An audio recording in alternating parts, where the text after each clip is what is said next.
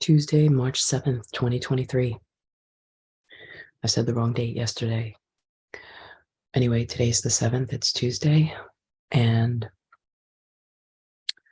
we can feel the sense of something mounting in the spirit, in the earth, in the realms.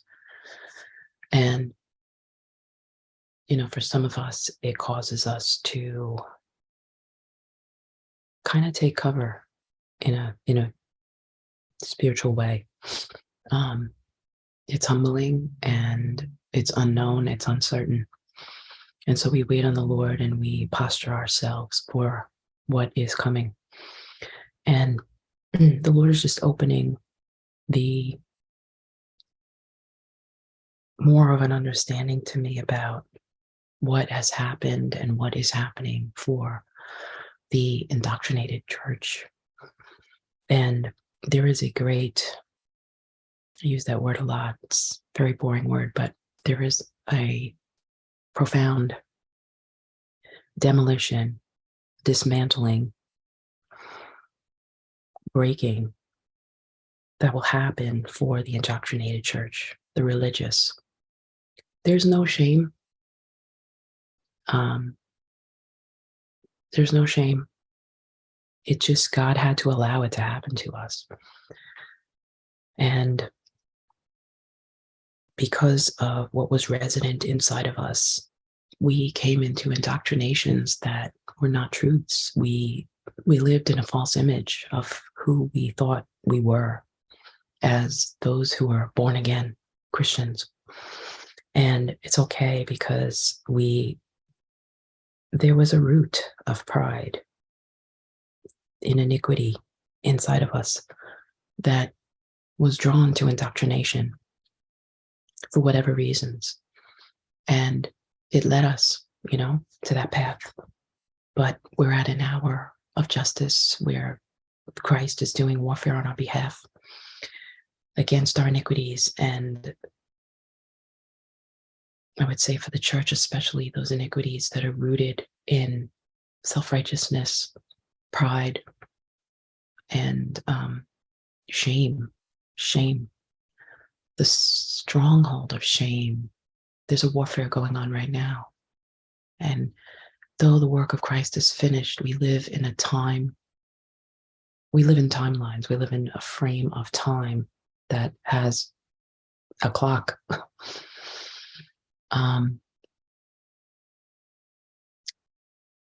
Everything is connected. That's why the cosmic clock is real, whether we want to believe it or not. We live in a time warp. We live in a realm that there is time. And so we are seeing the warfare of Christ against our iniquities right now, which is so exciting. When you've been bullied by somebody or something, and then your champion comes in and begins to fight for you against this darkness. How exciting is that, to watch the warfare of Christ? And so what do is we watch our champion come in and annihilate darkness. We just step back. We don't get involved, right? We just step back and we know that we're humbled. We're grateful.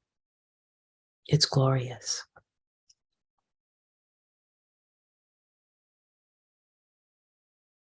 When our ego was formed, it incorporated things with our mother, our parents, our DNA, our situations, our trauma, and all the traumas of our forefathers and mothers. And so when we look at it that way, we can realize that we were born into this, we were born into sin, and it takes away the shame of iniquity. It takes away the shame of the darkness of the ego. It teaches us to accept where God has placed us and why, and the process of the humbling that we experience through recognizing the truth. It's like being born in a certain ethnicity. There's nothing we could do about that. And there is no shame. There's no blame. What we do when we sin, when we wrong others, when we sin against God, when we transgress, which we do every single day, we break the law, is our responsibility. But the ego, the root of where we come from and how we come through this realm, is the doorway through which we find Christ, truly. It's through our darkness. There is a revelation that God is revealing to humanity through darkness. And I was just flipping through Twitter because of my financial things I do in the morning, and I just see people all over the internet freely confessing their addictions, their entrapments, their bondages, their inability to get out of the things they're trapped in. And it's all kinds of things. Their suicidal ideations, their hopelessness, their financial strains, addictions to porn, to gambling, to sex, to the insecurities in the soul. All these things, you could see them all over the internet. You don't even have to go looking; they're there. People just crying out, like you can hear the cries of humanity through the realms of hell. Like, set me free, set me free. Where can I find freedom? And I believe the church has been in a bubble. And this comes with no shame. It's just the work God is going to do in the church to people right now. We've been in a bubble, just like the financial system has been. I see it very similar. And we've blown this bubble up, this spirituality bubble. And even though we have some tools that are beautiful and holy and powerful, we also have lived in this bubble of protection, falseness. It's a false image.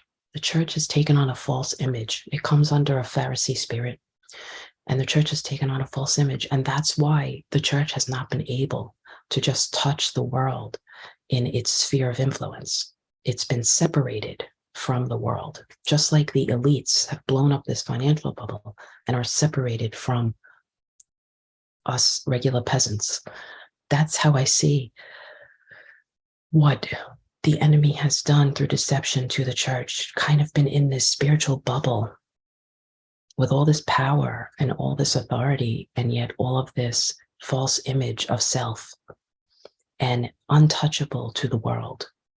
And God is breaking this bubble, and it's a beautiful thing. It's a bubble of pride.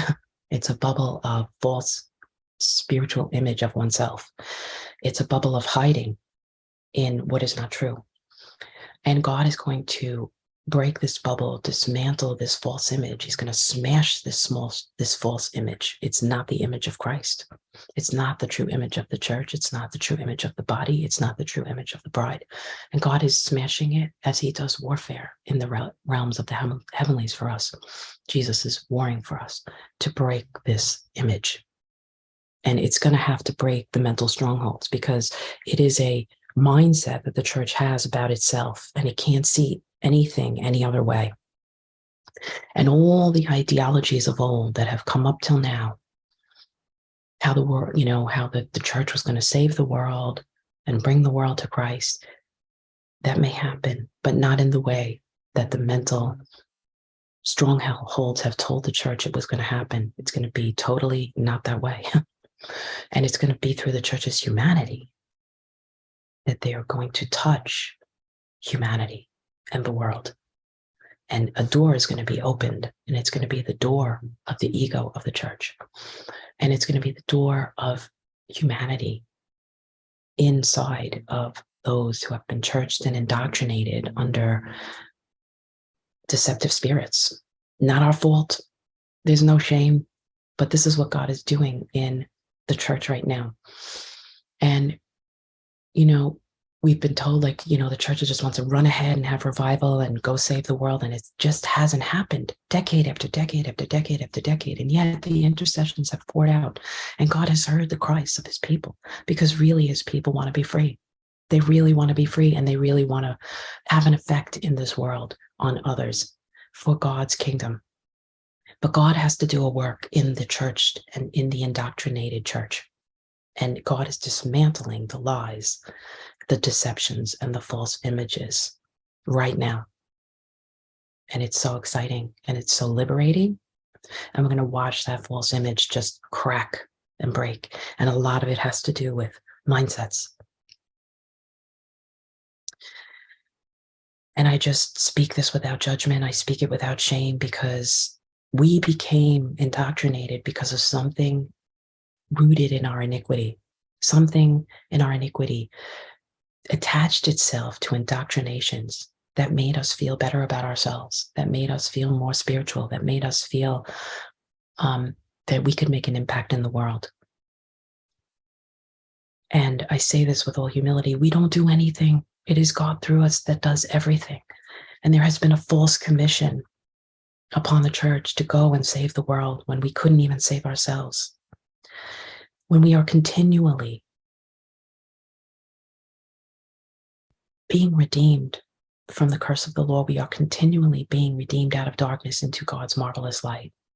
That is our testimony, our continual redeeming out of darkness. And so this bubble that the church has been in, not only of spiritual inflation and inflating of oneself and inflating doctrine or belief system of itself, thinking that it's higher than or greater than or bigger than it really is being broken. But this bubble that also has separated the church from the world because of the lack of one's own humanity. And the church is going to find its humanity once again, or maybe for the first time. And it's going to be beautiful because that pride is going to be broken. That ego is going to be, the doorway of the ego is going to be opened to the church. And it will see its own humanity and relate to humanity through that.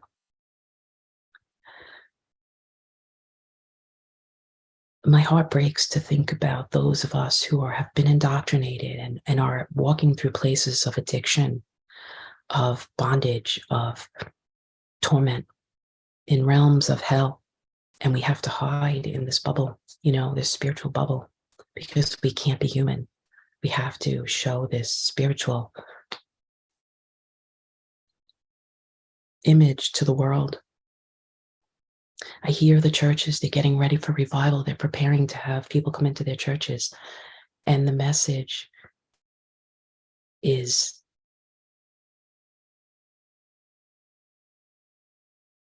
I'm going to help you find your humanity again, church.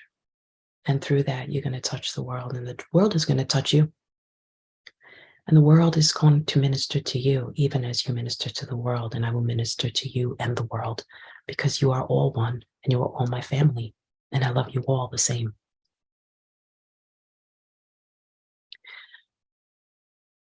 And so this false image is being broken. It is being dismantled. It is being smashed, even as Christ does warfare on our behalf. The indoctrinations are being broken. The blindness, pride blinds. And so we can't see what we can't see.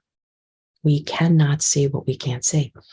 And this is why God has allowed those in other realms of the world to be awakened before the church. For instance, you might be in the church and listening to this and being like, well, how are we not awakened? But, if a lot of the church is still in politics, they still believe in politics. And when there is an awakening, you begin to see that all of that is false. There's a lot of awakening God's going to do, and it has to do with one's own ego. And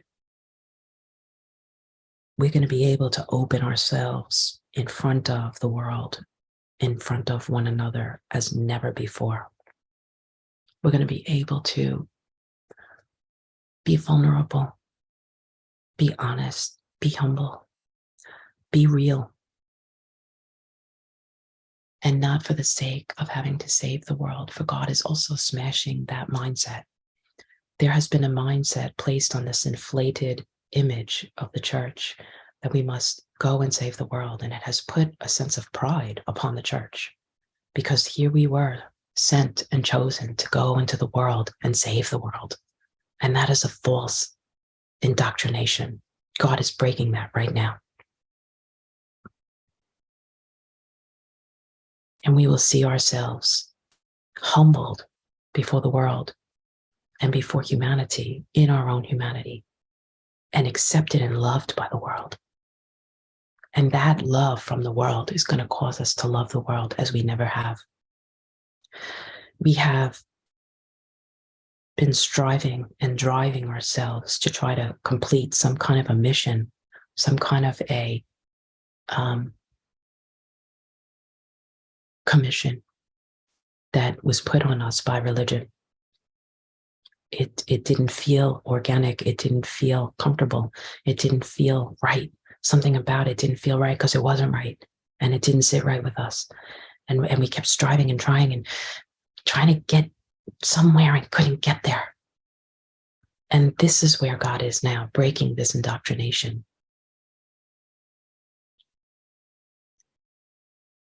And as that is broken, that false image of the church, we will become human again. Because we always were. We were just hiding under this false image, this inflated image of who we thought we were.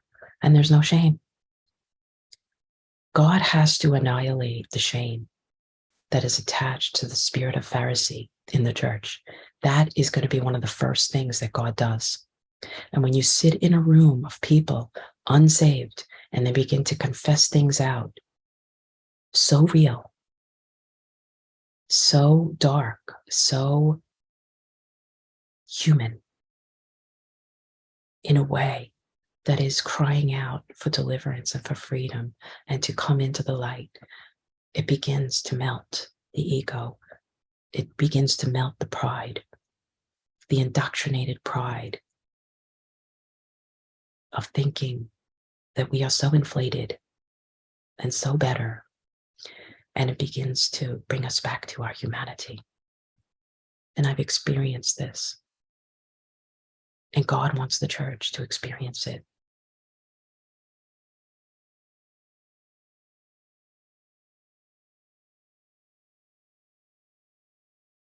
God is going to do a work in the church.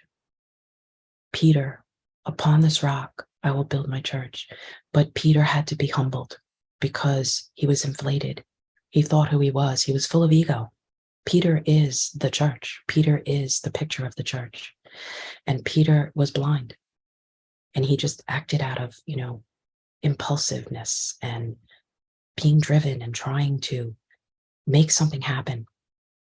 When Christ was like, oh, hold on. I love you. I'm interceding for you. I'm praying for you. Upon the rock inside of you, I will build my church, but get behind me, Satan. And so there was also an ego inside of Peter, that an Antichrist spirit, right? And that is where Christ is warring for our behalf right now. And so the true church can arise, that true rock that God will build his church upon. And Peter had to be humbled. He had to be, like, if you read those scriptures, when they asked him, weren't you with Jesus? Weren't you with him? And he was like, no, I wasn't. I don't know him. And he was so humbled and he felt so ashamed. And that's the spot, that's the area God's going to go, to that place where we have denied Christ in the church through our own inflated ego. We have to be shown that we truly aren't what we think we are.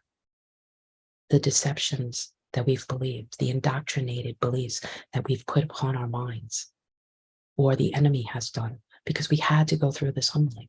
Peter had to go through that humbling. It was necessary because of some kind of iniquity inside of Peter, his personality, where he came from, what was inside of him. He had to be cleansed in his ego, and he had to be humbled. And that is exactly where the church is at. And the church hasn't gone through the denials of Christ yet. The church hasn't gone through that humbling process. I'm not saying that the church is going to deny Christ. I don't know how God is going to humble the church and break those spirits of indoctrination over the religious church, but it's going to happen. And it's going to happen before God can build his church upon the rock inside of Peter. There has to be a humbling first. And Christ is interceding for us.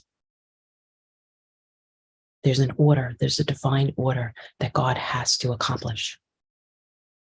And that is God's order. And Jesus has assured us that he is interceding, just like he told Peter, I'm praying for you. I'm praying for you. You have to be humbled first, because I have to do a work and I have to break the false image you have, because you can't go forward in power and authority with that false image over your mentality, Peter. And I love you too much to let that happen. And I'm going to deliver you, not for you to save the world. I'm going to deliver you because I love you, Peter. And you need deliverance. And it will change you forever. You will never be the same. This is the work God is doing in the indoctrinated church. And the indoctrinated church can't even see that it's indoctrinated. That's the first breaking that has to happen. And a cry will come forth when that is seen. And it will come through humbling. And it's good. It is good. It is the work God has to do in the church right now. It's beautiful. It's good. And God will expose shame for the liar that it is. The church will never be the same. God is in it. God is in this thing. He's dismantling, deflating the false image of the indoctrinated church.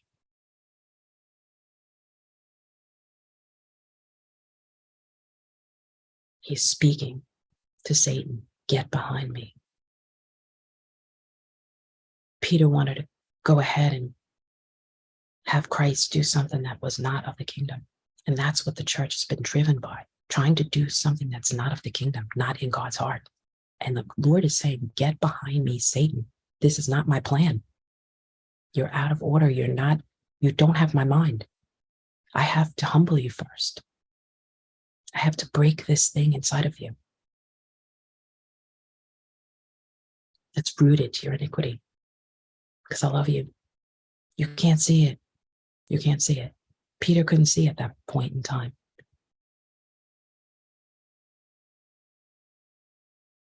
May the revelation be open to us.